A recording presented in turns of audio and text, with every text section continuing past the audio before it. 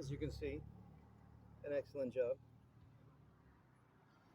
I guess they machined a little bit off here because it was probably some kind of issue with the way it was. I didn't look, but I guess sometimes the way they wear in, they end up wearing in more. Like there's more surface now, you know, to stop on.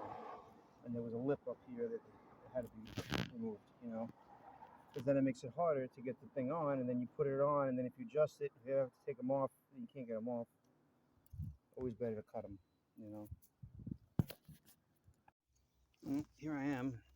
It's like almost one something, I don't know, 1:30.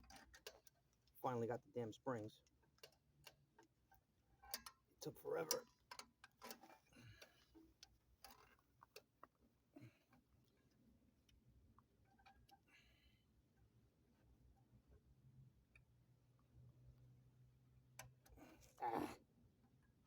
I did it very easy on the other side, probably because I used two hands. Hang on. Hang on.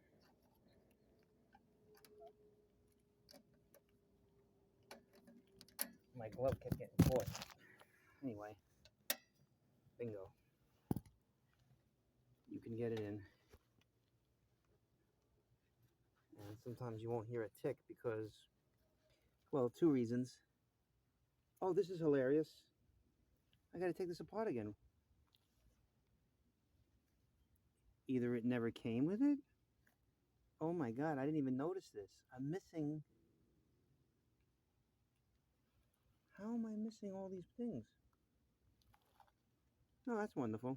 I just caused a wrinkle in this whole thing. I swear the other side had it. I can't believe I didn't notice that. What a numbnut. I sure hope I didn't throw it out. No, oh my God, I'm thinking there's a cable. I'm an idiot. Now this one clicks. Now, it's probably just due to needing to be, you know, open more.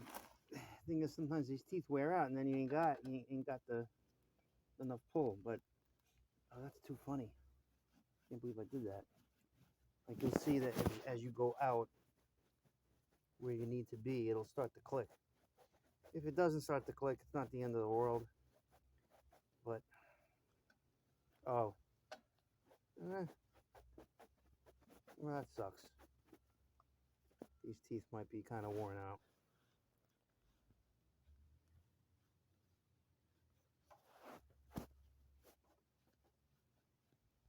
I didn't even think about trying that, I guess. I might have done it on the other side, and I just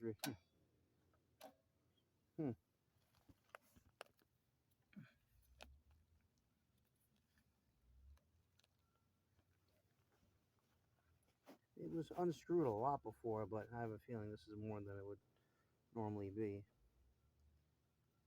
I don't know. His teeth don't look that bad. Maybe just sometimes you gotta get the stuff to move around a little bit. This is not looking good.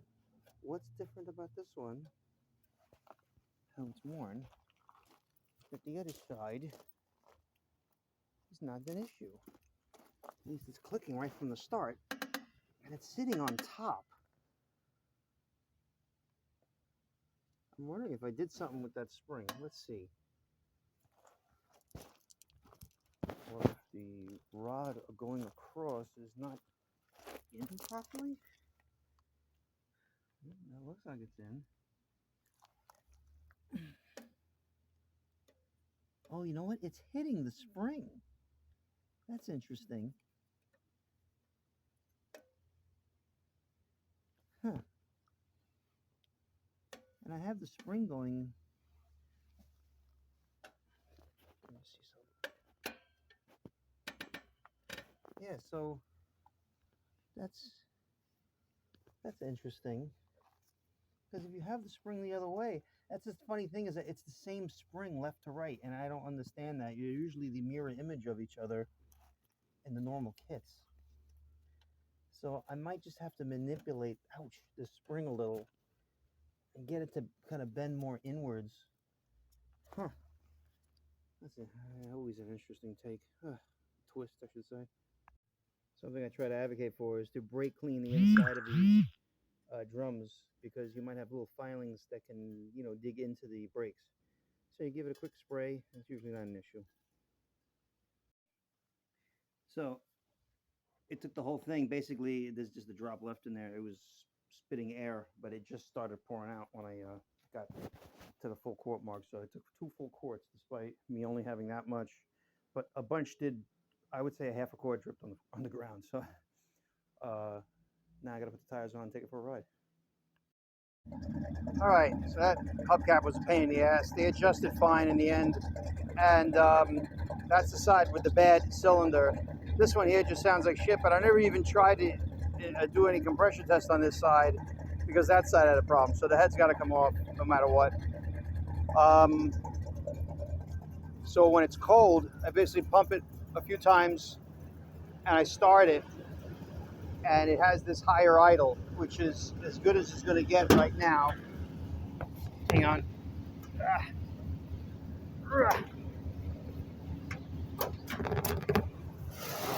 So the something I wanted to show you while you're running it. You take off the cabinet, there's no blow by. Now, even when it's warm, it's cold right now, but there's no blow by, so I'm pretty sure there's no issue there. And as far as the rings in the lower half is concerned, but this thing has zero compression on that cylinder, and I never even bothered with this side because I just figured, there might be one on each side for all I know. Wasn't running like this in the summer, but in any case, this tube is a metal tube here, and it's all rotted at the bottom, and it's not going into the exhaust manifold, which is also leaking. So you kind of take care of all that when you do the heads, whenever you get to it. But this thing here, it's supposed to suck in warm air, so the choke was really on like a lot, and now I have it off. But if you try to kick it down now, it'll kick down and then it'll stall. So you got to leave it in the high idle and then let it run. And I'm making up for that, because that thing, what happens is when it sets up, it starts up quicker, but it with less pumps of gas, but it doesn't ever come down, and then it starts to choke out the engine, and it just sounds terrible. So in the end, this is better for what is going on here. So far so good. And I'm going to take it for the test drive now to see how the brakes work, and I'm anticipating it working very well. So we shall see, but I got to let it warm up first. All right, so it's still on high idle. The cold light is out, and I felt where the water neck is. It's a little warm right there, so it's getting there.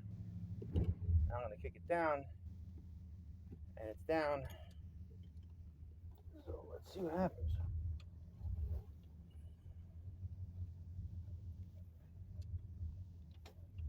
I am not wearing a seatbelt. I'm not even sure the car has it. I gather it does. Sometimes I like to be free when I back out of this driveway. I hit the brakes. Can't really tell yet.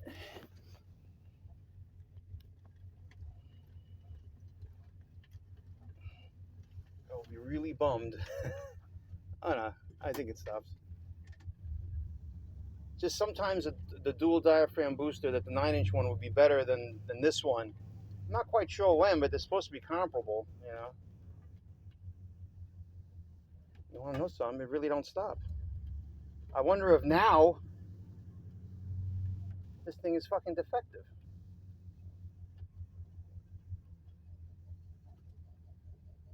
Pedal's not syncing. I don't know if I got to adjust the fronts a little bit, because I didn't want to bother. This is not good. Let me take it for a little ride and with 2 hands on the wheel. So I'm seriously wondering, since the vacuum line is right here in this cylinder, and this cylinder is the one that has no compression, I wonder if it's really lacking vacuum on top of everything, and that's what's throwing a monkey wrench in here. I mean, I think everything we're doing is worth it, but obviously there's some issue. There's another issue here, and I'm wondering if there's any way I can get different vacuum going to this, because I'm quite blown away. And let me just see something. Look at it, idle went up. It's running so rich.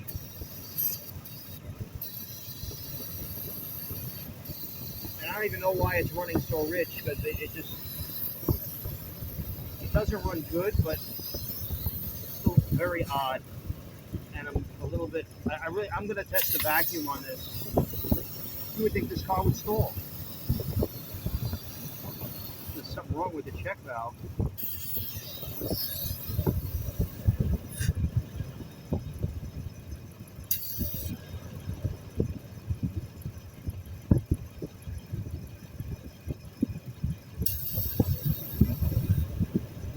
You know what I got to do? I got to take it out while after it's run, because right now it should be the highest vacuum, and it should be storing the vacuum in that thing.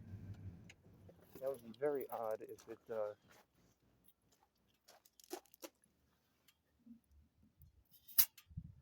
It's holding it, but I can't say that it's a lot of vacuum in there.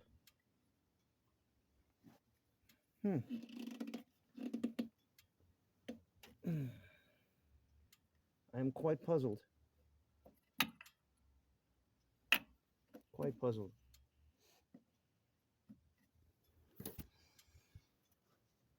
I'm going to adjust the fronts a little bit, because I never really bothered to do that.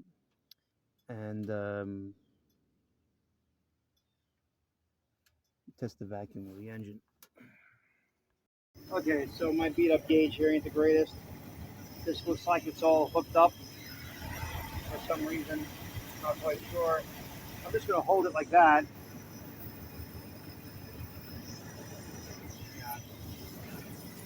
Let me.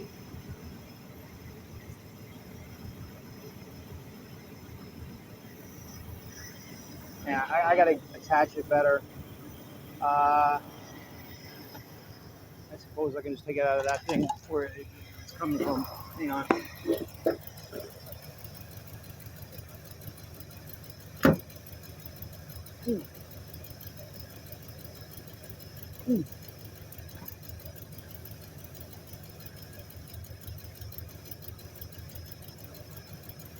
Doesn't want to come out. Alrighty. Let me, I can't get it out of there without messing with it too much, so I'm going to see if I have some kind of adapter. Yeah, so this is weird.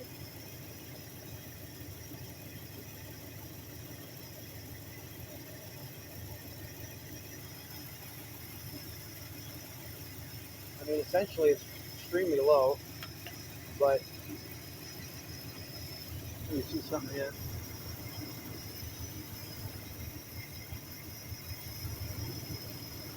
You're going to the distributor.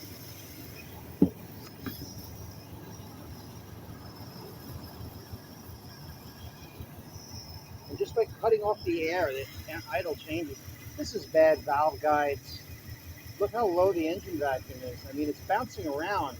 So I think it's what I was saying. It's like the fact that that cylinder is bad, it's messing with the vacuum supply right there, because it's actually backfiring, and that's why it's probably bouncing back and forth. Is that whatever collective vacuum there isn't anymore.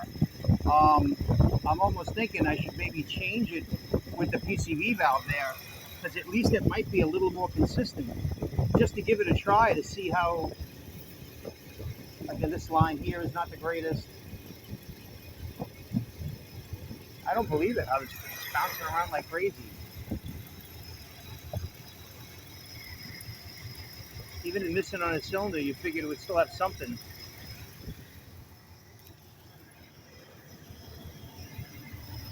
Let's see, if I take it, oh, that was what I had in there, yeah.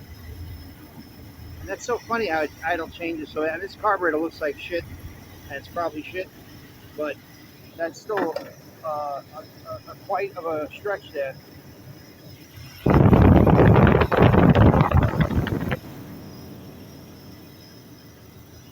Putting that didn't change.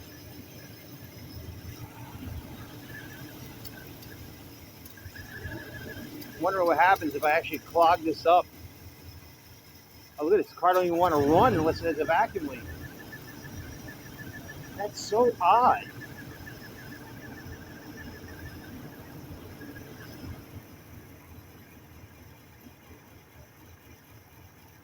Oh, that's definitely an issue. And it's just, I'm wondering if I can adjust it based on that. Like if I have this taken out, now take it out, it runs. And if I hold it, I'm wondering what more air in it. Nope. I gotta play with this. Yeah, this is odd. Like I can rev it.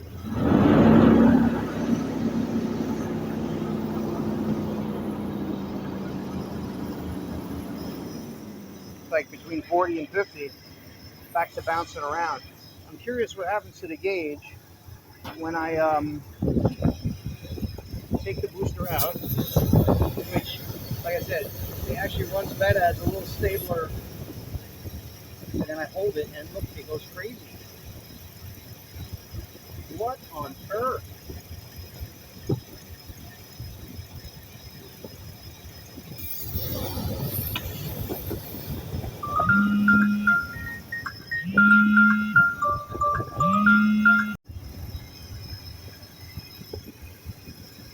This is so bizarre. There's got to be something seriously wrong with this carburetor, number one. I can't believe how rich it must be running, because it really smells rich too on top of everything. I'm quite puzzled, but the way the carburetor looks, who knows? You know, maybe that's what killed it, because I swear it ran better. But it's just running so rich that if I give it a huge vacuum leak, it stays running. In fact, it almost runs better. And then if I put my finger over it, it just basically wants to flood out.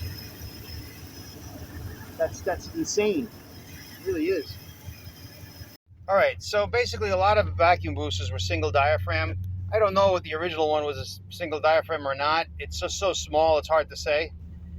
But the double diaphragm was usually better for the disc brakes, you know, because it gives you more vacuum per travel. Now that I adjusted the fronts, because they were kind of out of adjustment, I just thought they would just work. It stops a lot better. There's a lot less effort, but I know there's still something wrong, and I think it's the way the engine runs. I have no air filter on the car, and that air filter on this car didn't look so hot. So, but it's like, you know, normal braking, it's a lot better, but it's still not, you know, anything like it should be. And I think it has something to do with that vacuum line being right on top of the bad cylinder. So, and there might be another cylinder on the other side. It's fucking bad for all I know.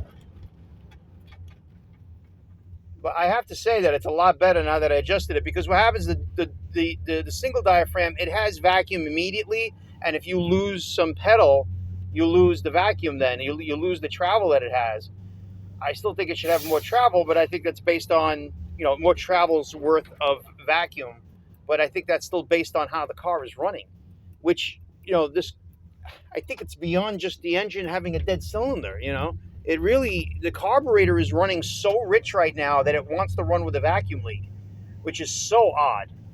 So I feel like rebuilding the fucking carburetor, and there's something not right here. And the thing is, if the carburetor is running right, it should have a more consistent vacuum, because it's so rich. I mean, so that it's just a miracle that it's actually just starting and running. And then when you're driving, it's, you know, the RPM is up high, so it's not really much of an issue. But, you know, I mean, it stops. It has a lot more, but there's no panic stop. There is none. So it sucks when there's problems like this, because you're like, oh, is it the Chinese, you know, booster or something like that? These guys sell a ton of these things, and they don't usually go bad, you know. And I mean, the only thing is I was hitting the brake a lot without a master cylinder on it, and that still shouldn't break it for all I know. and you'd figure there'd be some other vacuum leak coming from it, you know. But it seems like it's there. It wants to stop, you know. But the amount of vacuum that's supplying the booster is not really significant. I mean, I'm only going 35 miles an hour, but you know, like right here, I'm trying to stop. It stops. It's a huge difference, you know. But like I said, that first inch and a half of brake pedal is where you're going to have the most vacuum, but you don't have vacuum at idle. So it's like you kind of got to drive fast, and then, well, even if I drive slow like this, it's not so bad. But if I pump it twice, like I just did, I probably got a lot less. I probably should just double check the rears now that I've hitting the brakes a lot and adjust those, because the more you adjust them, probably the better place you'll be in. But I'm not really that happy, you know, to be honest. It's not what I wanted. I wanted it to stop mint. I've never had like a dead cylinder like really that make that much of a difference on an engine, but there's something definitely wrong here. Once I realized that if you shut off the PCV valve, you know, block off that hose, it doesn't even want to run. So that tells me the carburetor is like running super rich, super rich. And this could have been the problem with the engine. Like, you just can't run it like that all the time. So I'm not quite sure what to think. You know, I don't know if there's just carbon in the rings, and that's why there's some issue like that. You know, but something is weird.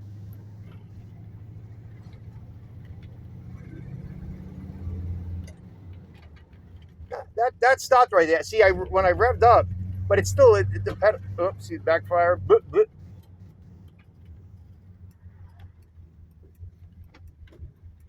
So it seems to run better, actually. So I'm gonna. That stops a lot better. So I just don't think there's a supply of vacuum that's allowing this to happen. So anyway, I'm trying to wave somebody in the garage.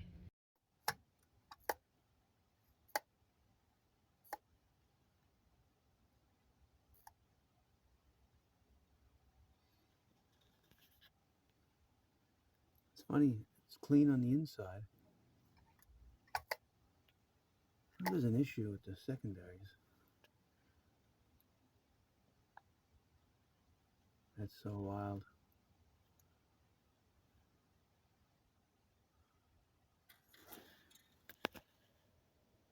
It's like something's going on here with these gaskets and everything, but you know, the car's running, you leave it alone. And it's like, it's really not right. I shouldn't be able to take off a vacuum line, create a vacuum line, the idle goes up. So that means it's running really rich. That's number one.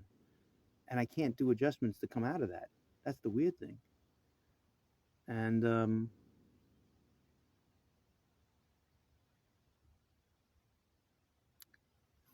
it's so peculiar. Really, really weird.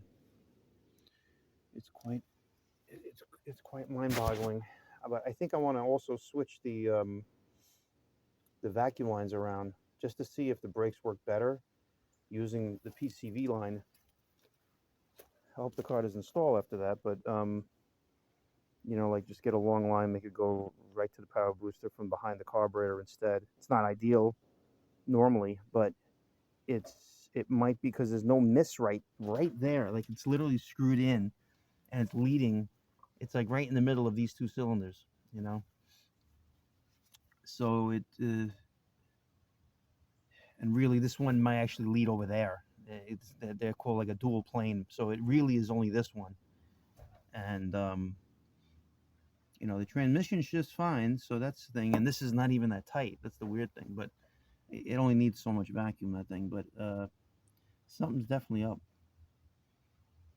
I never quite can say that I saw this, but when it doesn't run right, all bets are off, you know. I think I'm going to try to do that with the vacuum line first and take it from there. Paint overspray. I'm an idiot. I was looking at it says engine vacuum on the inside there, but I think that's technically fuel pressure, but it's still, it's a weird one. But this is the vacuum.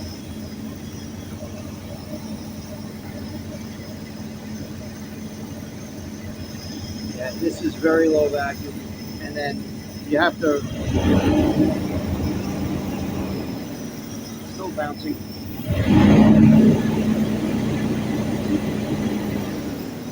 It's got 20 at 2,000 RPM there, roughly. I increased the idle. It just seemed like it was so rich. See, when I cover that up, the vacuum really doesn't change. But it was stalling before. I just turned the base idle up, and then now it doesn't stall.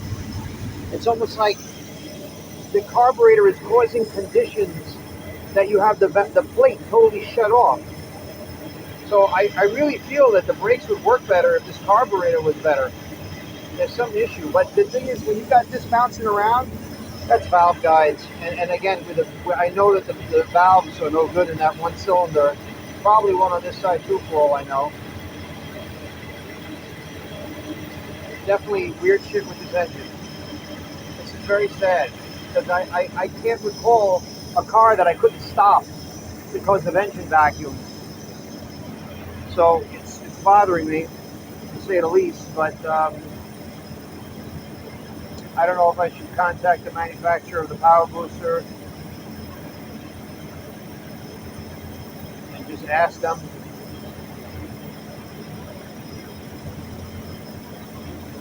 I'm gonna see. I got to think about it.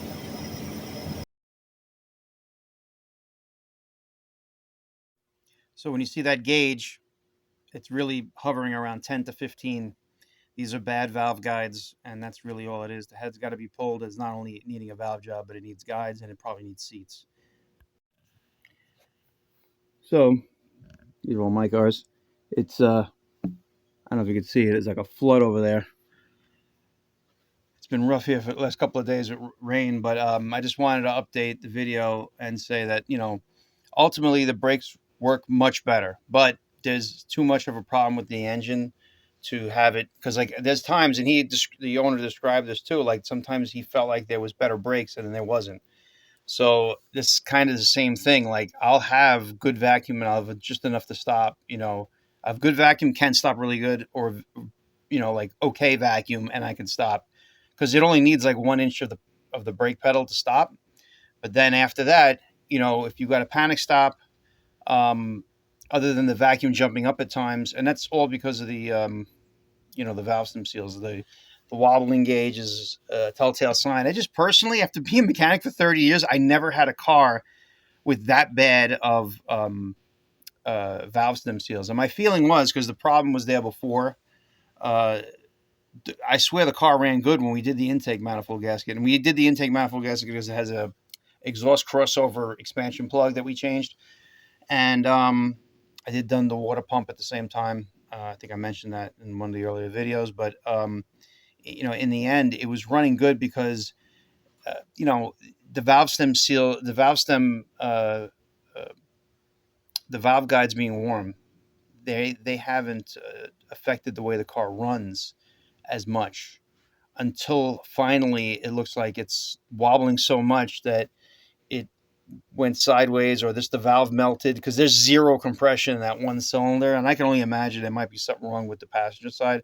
So ultimately, this car needs a set of heads to be the set of heads on it to be rebuilt or something along those lines, or changing the engine or something like that. I mean, there's really not much blow by in the engine, so I just feel that with the leaded gas the way it was, it needed to be leaded gas and probably didn't get any over the course of 20, 25 years.